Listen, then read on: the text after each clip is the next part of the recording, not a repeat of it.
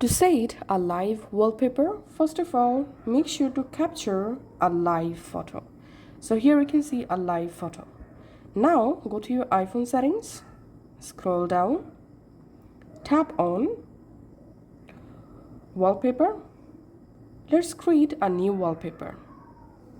In here we have to select photos and then we have to select live photo.